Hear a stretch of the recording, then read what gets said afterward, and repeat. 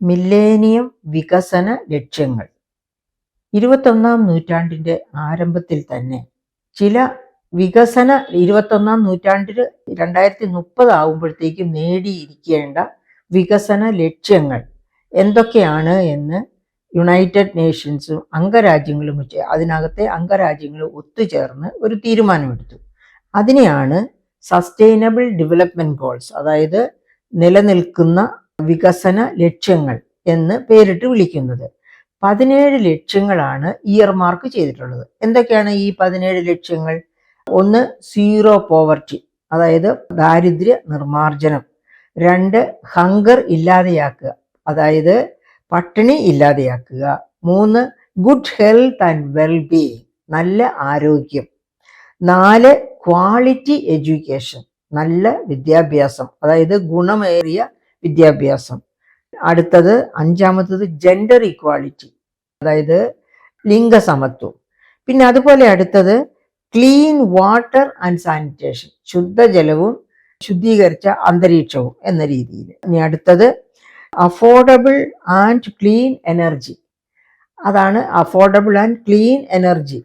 അങ്ങനെയൊക്കെ വരുമ്പോഴേക്കാണ് നമ്മളിപ്പോൾ ഈ COP29 ഒക്കെ നമുക്ക് വളരെ പ്രധാനമാകുന്നത്. വരാനിരിക്കുന്ന ഇപ്പോൾ തുടങ്ങാൻ പോകുന്ന COP29, കഴിഞ്ഞ COP16, ഇതൊക്കെ. ഇനി അതുപോലെ തന്നെയാണ് 8-മത്തെ decent work and economic growth. Decent work എന്ന് വെച്ചാൽ മാന്യമായ തൊഴിൽ. മാന്യമായ തൊഴിലിന് ഇൻ്റർനാഷണൽ ലേബർ ഓർഗനൈസേഷൻ എന്താണ് മാന്യമായ തൊഴിലെന്ന് ഡിഫൈൻ ചെയ്യുന്നുണ്ട്. എന്താണ് അവിടെ ഇൻ്റർനാഷണൽ ലേബർ ഓർഗനൈസേഷൻ്റെ കണക്കനുസരിച്ച് ഇവിടെ പറയുന്ന ഈ മാന്യമായ തൊഴിൽ?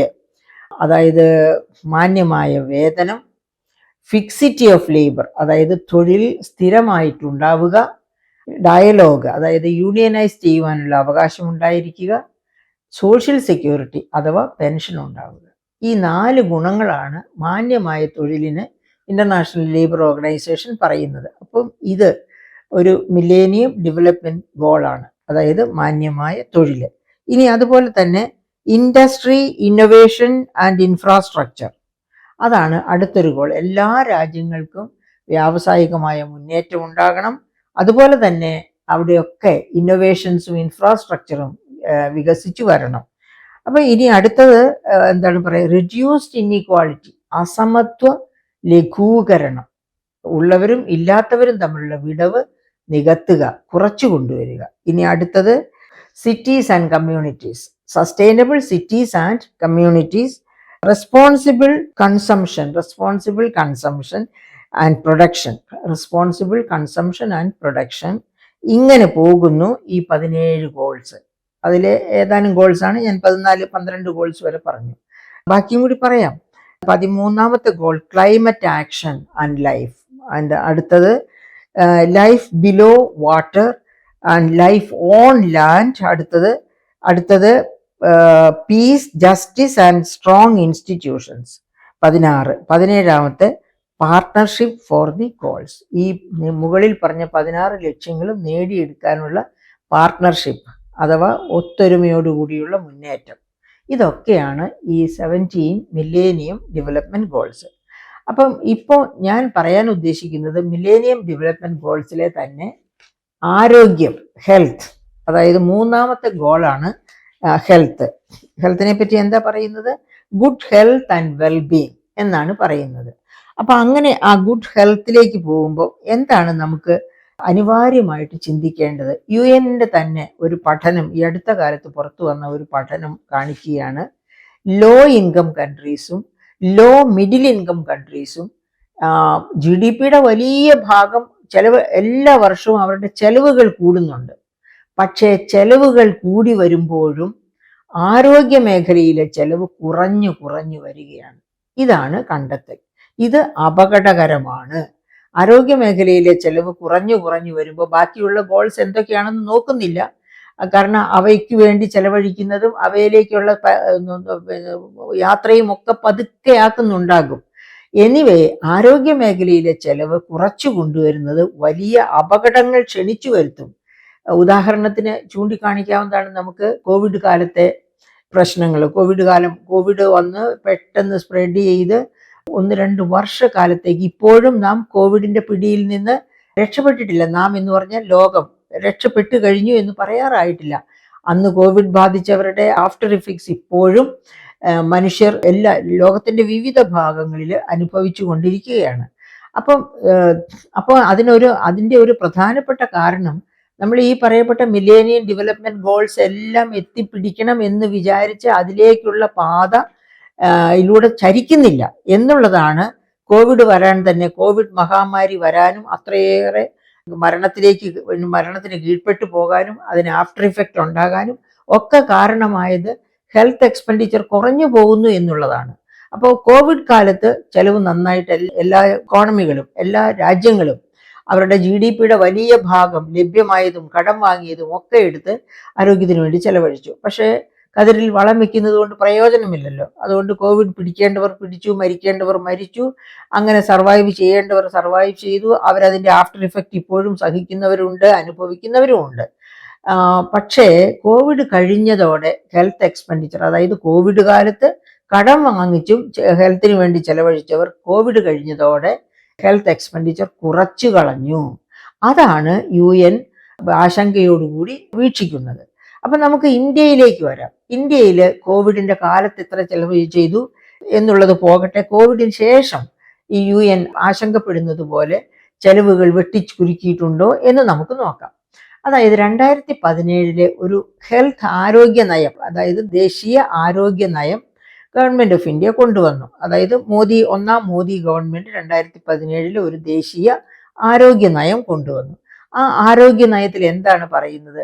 GDPയുടെ, അത് UN പറയുന്നതാണ് കേട്ടോ, UNന്റെ ഈ ഡെവലപ്മെന്റ് ഗോൾസ്, ഈ 17 വികസന ലക്ഷ്യങ്ങൾ, സസ്റ്റൈനബിൾ ഡെവലപ്മെന്റ് ഗോൾസ് നേടിയെടുക്കണമെങ്കിൽ ഓരോന്നിനും ഓരോ ലക്ഷ്യമുണ്ട്. അതിനൊക്കെ GDPയുടെ എത്ര % വേണ്ടി ചെലവഴിക്കണം ഓരോ രാജ്യവും എന്ന് UN തന്നെ നിഷ്കർഷിക്കുന്നുണ്ട്.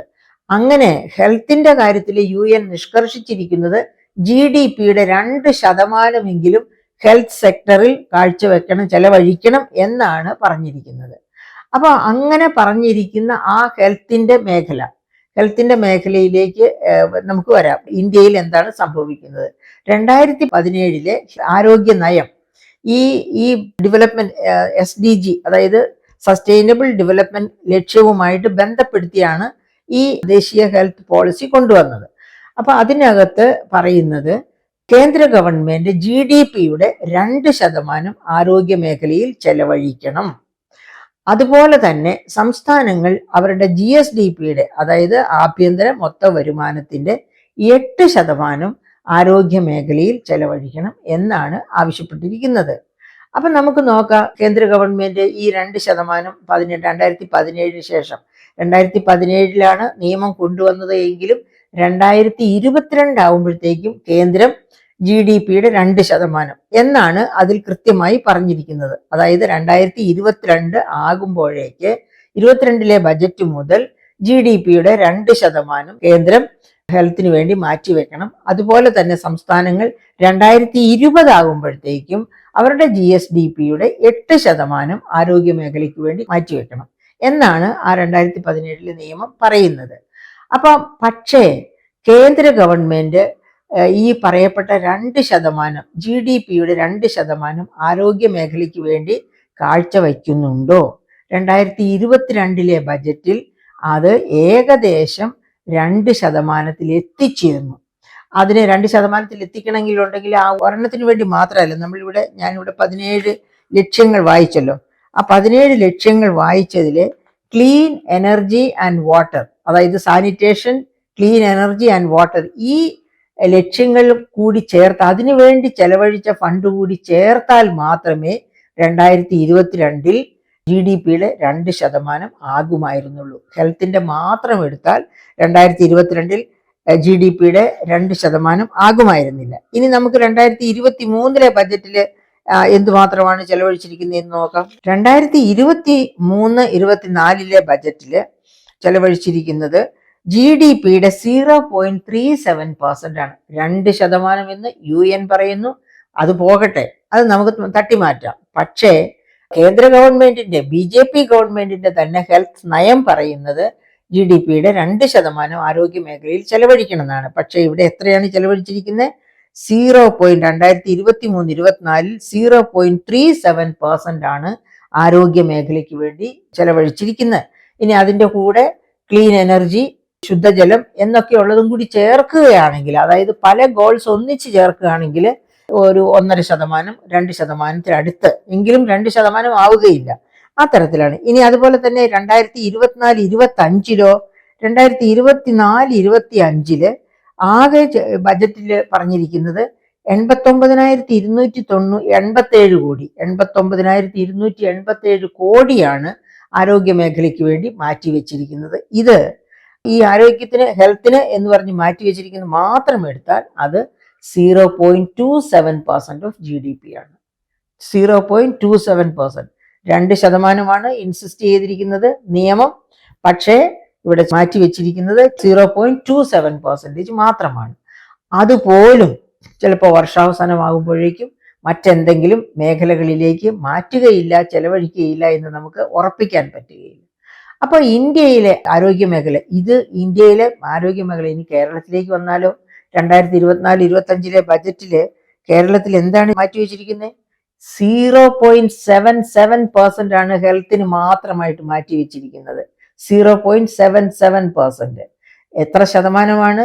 2017 ഹെൽത്ത് പോളിസി പറയുന്നത് 8%. GSDP-യുടെ 8% ആവശ്യപ്പെടുന്നത്, മാൻഡേറ്റ് ചെയ്യുന്നത്. പക്ഷേ ആ സമയത്താണ് 0.77% മാറ്റിവെച്ചിരിക്കുന്നത്. അപ്പം നമ്മളൊന്ന് ഓർക്കണം, കേരളം എപ്പോഴും ആരോഗ്യരംഗത്ത് ഇന്ത്യയിലെ ഏറ്റവും പ്രധാനപ്പെട്ട, ഏറ്റവും ഒന്നാം സ്ഥാനത്ത് നിൽക്കുന്ന സംസ്ഥാനം. ആരോഗ്യം, വിദ്യാഭ്യാസം, ഈ മേഖലകളിലൊക്കെ ഹ്യൂമൻ ഡെവലപ്മെന്റ് ഇൻഡെക്സിൽ 1-ാം സ്ഥാനത്താണ് കേരളം എന്ന് പറയുമ്പോൾ അതിനകത്ത് വരുന്നതാണ് ആരോഗ്യം, അതുപോലെ വിദ്യാഭ്യാസം, infant mortality rate, maternal mortality rate, longevity അഥവാ ആയുർദൈർഘ്യം, പെർ ക്യാപിറ്റ ഇൻകം. ഇതൊക്കെയാണ് അതിൻ്റെ പ്രധാനപ്പെട്ട മാനദണ്ഡങ്ങൾ. അപ്പൊ ഈ മാനദണ്ഡങ്ങളിലൊക്കെ 1-ാം സ്ഥാനത്ത് നിൽക്കുന്ന കേരളത്തിലാണ് 8% GSDP-യുടെ ചെലവഴിക്കണം എന്ന് പറയുന്നിടത്ത് 0.77% മാത്രം ചെലവഴിച്ചിരിക്കുന്നത്. അപ്പൊ ഈ പറഞ്ഞതുപോലെ ശുദ്ധജലം, മറ്റു പല കാര്യങ്ങളുടെയും ഒക്കെ കൂട്ടിച്ചേർത്താൽ ഒരു പക്ഷേ ഒരു 2-3% എങ്കിലും 8% അടുത്ത് പോലും എത്തുകയില്ല. അപ്പൊ എന്താണ് ഈ കേരളം ഇപ്പോൾ അനുഭവിച്ചുകൊണ്ടിരിക്കുന്ന അവസ്ഥ? നമുക്കറിയാം, ക്ലീൻ വാട്ടർ, ക്ലീൻ എനർജി ഇതൊക്കെ ചേർക്കുകയാണെങ്കിൽ നമ്മുടെ കേരളം എവിടെ ഇരിക്കുന്നു നമുക്ക് ആലോചിക്കാവുന്നതേ ഉള്ളൂ. കാരണം പകർച്ചവ്യാധികളുടെ പറുദീസയായി മാറിക്കൊണ്ടിരിക്കുകയാണ് കേരളം. കാരണം എന്താണ്? ജൈവ അജൈവ മാലിന്യം അതൊന്നും വേണ്ട രീതിയിൽ മാറ്റുന്നില്ല. അത് കേരളത്തിലെ മാത്രം കേസല്ല, ഇന്ത്യയിൽ ഒട്ടാകെ അത്തരം കേസസ് ആണ് ഉള്ളത്. അതുപോലെ നിരവധി കാരണങ്ങൾ കൊണ്ട് നമുക്ക് വളരെ ആശങ്ക ഉണ്ടാകാവുന്നതാണ്. അതുപോലെ പ്രൈമറി ഹെൽത്ത് സെന്ററുകൾ, ഇവിടെ ഗവൺമെന്റ് 0.77% ആരോഗ്യത്തിന് വേണ്ടി കേരളത്തിൽ മാറ്റിവെക്കുന്നുള്ളൂ എന്ന് പറഞ്ഞാൽ നമ്മുടെ പ്രൈമറി ഹെൽത്ത് സെന്ററുകളൊക്കെ വലിയ അപകട സൂചികയാണ് നമുക്ക് തരുന്നത്. ഏത് ഹെൽത്ത് സെന്ററിൽ പോയി നോക്കിയാലും അത് മനസ്സിലാക്കാവുന്നതേ ഉള്ളൂ. ഞാൻ തന്നെ അതായത് ഈ മണ്ണന്തലയുള്ള ഹെൽത്ത് സെന്ററിൽ പോയ അനുഭവം എനിക്കുണ്ട്. ഞാൻ അന്ന് അതിൻ്റെ ഒരു കോപ്പി, ഒരു ഫോട്ടോ എടുത്ത് അത് കൈരളി ന്യൂസിൽ തന്നെ കാണിച്ചിരുന്നു. അത് കോവിഡ് കാലത്താണ്. ഇത്ര ശോച്യമായ ഒരു ഹെൽത്ത് സെന്ററിന്റെ അവസ്ഥ. അത് ഇവിടുത്തെ കേരളത്തിലെ കാര്യം. അത് പക്ഷേ കൈരളി ന്യൂസ് ഞാൻ ബഹുമാനപ്പെട്ട ആരോഗ്യമന്ത്രിക്ക് കൊടുക്കണമെന്നും പറഞ്ഞാണ്, കാണിക്കണമെന്നും പറഞ്ഞാണ് കൊടുത്തത്.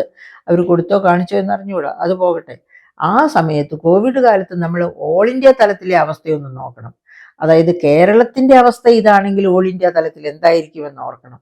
അതുകൊണ്ടാണ് പ്രൈമറി ഹെൽത്ത് സെന്ററുകൾ പോലും ലഭ്യമല്ലാത്തത് കൊണ്ട്, ഓക്സിജൻ ലഭ്യമല്ലാത്തത് കൊണ്ട് കോവിഡ് ബാധിച്ചവര്, മരിച്ച ബന്ധുക്കൾ പുഴയിലേക്ക് എറിഞ്ഞു കളയുന്ന, ഡെഡ് ബോഡീസ് പുഴയിൽ എറിഞ്ഞു കളയുന്ന, ഗംഗാനദി, വിശുദ്ധ ഗംഗാനദിയിലൊക്കെ ഒഴുകി നടന്ന അവശിഷ്ടങ്ങൾ, ശരീരം നമുക്ക് കണ്ടിട്ടുണ്ട്. ഡെഡ് ബോഡീസ് ഒഴുകി നടക്കുന്നത് നമ്മൾ ഇഷ്ടംപോലെ കണ്ടതാണ് കോവിഡ് സമയത്ത്. എന്നിട്ട് ഇന്ത്യയിൽ 5 ലക്ഷത്തിൽ താഴെ പേരെ മരിച്ചു എന്ന് പ്രധാനമന്ത്രി പറഞ്ഞു. പക്ഷേ വേൾഡ് ഹെൽത്ത് ഓർഗനൈസേഷൻ പറഞ്ഞു 39 ലക്ഷത്തിനും 49 ലക്ഷത്തിനും ഇടയിൽ ആൾക്കാർ ഇന്ത്യയിൽ കോവിഡ് മുഖാന്തരം മരിച്ചു എന്ന്. അപ്പൊ അങ്ങനെയൊക്കെ പറയേണ്ടി വന്നത് ഇവിടുത്തെ ഹെൽത്ത് സെക്ടർ എത്ര മോശമായ രീതിയിലാണ് പ്രവർത്തിക്കുന്നത് എന്ന് തിരിച്ചറിയാനുള്ള ഒരു സാധ്യതയാണ് നമുക്ക് തരുന്നത്. എന്നിട്ടാണ് ഈ UN സ്റ്റഡി പറയുന്നത് എല്ലാ ലോ ഇൻകം കൺട്രീസും ലോവർ മിഡിൽ ഇൻകം കൺട്രീസും, ഇന്ത്യ ഒരു ലോവർ മിഡിൽ ഇൻകം കൺട്രിയുടെ കൂട്ടത്തിലാണ് വരുന്നത്. അപ്പൊ ആ ലോവർ മിഡിൽ ഇൻകം കൺട്രി ആയ എല്ലാവരും തന്നെ എന്താ ചെയ്യുന്നത്, അവരുടെ ഹെൽത്ത് എക്സ്പെൻഡിച്ചർ കോവിഡിന് ശേഷം കണ്ടമാനം വെട്ടിക്കുറച്ചു. അങ്ങനെ വെട്ടിക്കുറച്ചു, നിയമം കൊണ്ടുവന്നിട്ട് പോലും വെട്ടിക്കുറച്ചു എന്നുള്ളതിൻ്റെ തെളിവാണ് നമ്മളിവിടെ കാണുന്നത്. അതായത് 0.27% ഓഫ് GDP ആണ് ഹെൽത്തിന് മാത്രമായിട്ട് മാറ്റി വെച്ചിരിക്കുന്നത് എന്ന് വെച്ചാൽ നോർത്ത് ഇന്ത്യയിലേക്കൊക്കെ ചെന്ന പ്രൈമറി ഹെൽത്ത് സെന്റേഴ്സ് പോലും ഇല്ല. ഇവിടെ കേരളത്തിലോ, കേരളം എന്തുകൊണ്ടാണ് ഹ്യൂമൻ ഡെവലപ്മെന്റ് ഇൻഡെക്സിൽ 1 സ്ഥാനത്ത് ഇപ്പോഴും നിൽക്കുന്നത്? വലിയ തോതിലുള്ള സ്വകാര്യ മേഖലയിലെ നിക്ഷേപം. മൾട്ടി സ്പെഷ്യാലിറ്റി ഹോസ്പിറ്റൽസ് എവിടെ തിരിഞ്ഞു നോക്കിയാലും നമുക്ക് കാണാം. പക്ഷെ നമ്മൾ അപ്പോഴും ഓർക്കണം, സാധാരണക്കാരനെ സഹായിക്കാൻ ഈ മൾട്ടി സ്പെഷ്യാലിറ്റി ഹോസ്പിറ്റൽസ് വരില്ല. എനിക്കോ നിങ്ങൾക്കോ, അതായത് സാധാരണക്കാർക്ക് ആർക്കും തന്നെ മൾട്ടി സ്പെഷ്യാലിറ്റി ഹോസ്പിറ്റൽസിൽ വിസിറ്റ് ചെയ്ത് കാണാമെന്നല്ലാണ്ട് ട്രീറ്റ്മെൻറ്റ് പോകാൻ പറ്റില്ല. വലിയ പ്രതാപികൾക്ക്, പണക്കാർക്ക് മാത്രമുള്ളതാണ് മൾട്ടി സ്പെഷ്യാലിറ്റി ഹോസ്പിറ്റൽസ്. അപ്പോൾ സർക്കാർ ചെലവഴിക്കുക, GSDPയുടെ 8% സംസ്ഥാന സർക്കാർ ആരോഗ്യ മേഖലയിൽ ചെലവഴിക്കണം എന്ന് പറയുന്നത് എന്നെയും നിങ്ങളെയും പോലെയുള്ളവർക്ക്, നമ്മളെക്കാളും പാവപ്പെട്ടവർ, പെൻഷനെങ്കിലും ഉണ്ട് നമുക്കൊക്കെ, അതുപോലും ഇല്ലാത്ത പാവപ്പെട്ടവർക്ക് വേണ്ടി, അതായത് ഈ സോഷ്യൽ സെക്യൂരിറ്റി പെൻഷനായി 1600 രൂപ കൊണ്ട് ഏത് മൾട്ടി സ്പെഷ്യാലിറ്റി ഹോസ്പിറ്റലിലാണ് ഒരാൾക്ക് പോകാൻ പറ്റുക? അങ്ങനെയുള്ള ഒരു സാഹചര്യത്തിൽ അതും 62 ലക്ഷം പേർക്ക് സാമൂഹ്യ സുരക്ഷാ പെൻഷൻ കൊടുത്തു എന്ന് നമ്മുടെ സംസ്ഥാന സർക്കാർ തന്നെയാണ് ഈ കഴിഞ്ഞ ദിവസം സ്റ്റേറ്റ്മെന്റ് പുറപ്പെടുവിച്ചിരിക്കുന്നത്. അപ്പൊ ആ 62 ലക്ഷം പേര്, 1600 രൂപ കൊണ്ട് ജീവിക്കുന്ന 62 ലക്ഷം പേര്, പിന്നെ അവർക്ക് റേഷൻ കടയിൽ നിന്ന് റേഷൻ ഉൽപ്പന്നങ്ങളും ഒക്കെ കിട്ടുന്നുണ്ടാകും. അപ്പോൾ ആ ആഹാരത്തിന് വേണ്ടി ഒരു പക്ഷേ ഇതിൽ കുറച്ച് ചെലവഴിച്ചാൽ മതി, എങ്കിൽ തന്നെ ട്രീറ്റ്മെന്റിന് വേണ്ടി എന്തുമാത്രം ചെലവഴിക്കേണ്ടി വരും. അപ്പൊ അങ്ങനെയുള്ള ഒരു സാഹചര്യത്തിൽ ഗവൺമെന്റിന്റെ ചെലവ്, ഹെൽത്ത് മേഖലയിലേക്കുള്ള ചെലവ് GSDPയുടെ 8% ആക്കണം എന്നുള്ള ദേശീയ നിയമം, അത് തീർച്ചയായിട്ടും ഓരോ സംസ്ഥാന ഗവൺമെന്റും, പ്രത്യേകിച്ച് കേരളം അനുവർത്തിക്കണം. എന്തുകൊണ്ട് അനുവർത്തിക്കണം? കാരണം ഈ 62 ലക്ഷം പേർ 1600 രൂപയുടെ സാമൂഹ്യ സുരക്ഷാ പെൻഷൻ കൊണ്ട് ജീവിക്കുന്നവരാണെങ്കിൽ അവർക്ക് ആർക്കും തന്നെ മൾട്ടി സ്പെഷ്യാലിറ്റി ഹോസ്പിറ്റലിന്റെ ഗേറ്റ് കടക്കാൻ പോലുമുള്ള ത്രാണിയില്ല. അപ്പൊ അത്തരക്കാരെ പരിരക്ഷിക്കണമെങ്കിൽ താഴെ തട്ടിൽ പ്രൈമറി ഹെൽത്ത് കെയർ സെന്റർ തൊട്ട് ജനറൽ ഹോസ്പിറ്റൽസ്, അതായത് ഓരോ ഡിസ്ട്രിക്റ്റിലുമുള്ള ഡിസ്ട്രിക്ട് ഹോസ്പിറ്റൽസ്, അതുപോലെയുള്ള പ്രാദേശികമായ ഗവൺമെന്റ് ആശുപത്രികൾ, ഇതെല്ലാം വളരെ പ്രധാനമാണ്. അവയെ വെൽ എക്യുപ്ഡ് ആയിട്ട് സൂക്ഷിക്കേണ്ടതാണ്. ഇപ്പോഴത്തെ ഹെൽത്ത് സെക്ടറിന്റെ നിലവാരം നമുക്കറിയാം. മെഡിക്കൽ കോളേജ് എന്നൊന്ന് പേരിന് മാത്രമേ അവിടെയുള്ളൂ, അല്ലാതെ ഒരു മെഡിക്കൽ കോളേജിന് വേണ്ട ഒന്നും തന്നെ അതിനകത്ത് കയറിയാലില്ല. A to Z പെരണിയൽ ഡയാലിസിന്റെ കാര്യമൊക്കെ പിന്നെ കഴിഞ്ഞ ദിവസം നമ്മൾ ന്യൂസ് പേപ്പറിൽ കണ്ടതാണ്. അപ്പൊ അങ്ങനെ എല്ലാ തരത്തിലും ഒരു കയ്യുറ മേടിക്കാൻ നിവൃത്തിയില്ലാത്ത അവസ്ഥ, ഏത് തരത്തിലുള്ള ട്രീറ്റ്മെന്റിനും രോഗി തന്നെ പണം ചെലവഴിച്ചാലേ മെഡിക്കൽ കോളേജിൽ പോലും പറ്റൂ എന്ന അവസ്ഥ, അങ്ങനെയൊക്കെയുള്ള ഒരു സ്ഥിതിവിശേഷമാണ് ഇപ്പോൾ ഉള്ളത്. അതിൽ നിന്നൊക്കെ മാറ്റി ഒരു നല്ല ആരോഗ്യ മേഖല പടുത്തുയർത്തണം കേരളത്തിന് അനുയോജ്യമായ രീതിയിൽ. അല്ലെങ്കിൽ എന്താ സംഭവിക്കുക?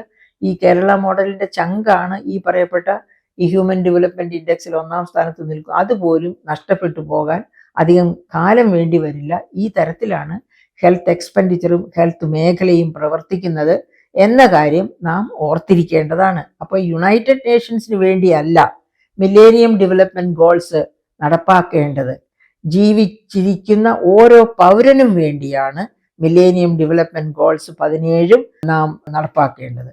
അതിലേറ്റവും പ്രധാനപ്പെട്ടതാണ് ആരോഗ്യം. ആരോഗ്യമുള്ള മനുഷ്യർക്കാണ് വിദ്യാഭ്യാസവും ദാരിദ്ര്യമില്ലായ്മയും ഒക്കെ വേണ്ടത്. അപ്പൊ ഒന്നാമത്തേതായിട്ട് ഇവിടെ 3-ാമത്തേതാണ് പറയുന്നത്, ഹങ്കറും പിന്നെ ദാരിദ്ര്യവുമാണ് ആദ്യത്തെ 2 ഗോൾസ് ആയിട്ട് പറയുന്നത്. 3-ാമത്തെ ഗോളാണ്, അതായത് ഈ പിന്നെ പട്ടിണി കിടക്കാതിരുന്നാൽ മാത്രമേ ആരോഗ്യത്തിലേക്ക് നീങ്ങേണ്ട ആവശ്യമുള്ളൂ. പട്ടിണി കിടന്ന് മരിച്ചാൽ പിന്നെ അതിൻ്റെ ആവശ്യമില്ല.